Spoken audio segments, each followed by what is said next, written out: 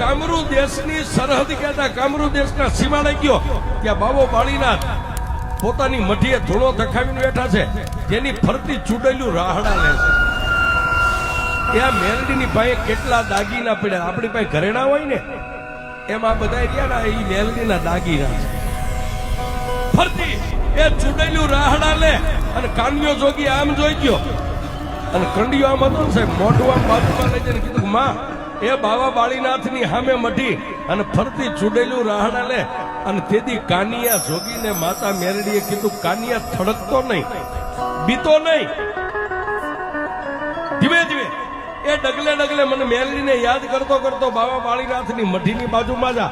કાનિયો જોગી કે પણ મારી આટલી બધી ચૂડેલું મને ભરખી જાય છે કે દીકરા તારે નથી જોવાનું. એ કાનિયા તને હજી મારી ભક્તિની ખબર છે, તને મારી શક્તિની ખબર નથી કે હું મેલડી કેવું.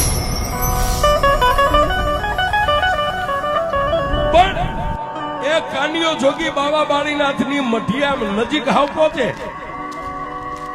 ચૂડેલું રાહડા રમતી એક બાજુ ઉભી રહી અને એક ચૂડેલ એટલું બોલી કે એ કાળા માથાના માનવી ક્યાંથી આવ્યો, ક્યાં જવું છે?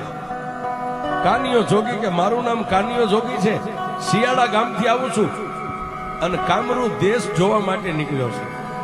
અને તેથી એ કાનિયા જોગીએ મારી મેલડીને કીધું કે મારી હવે ખરાખરીનો ખેલ છે.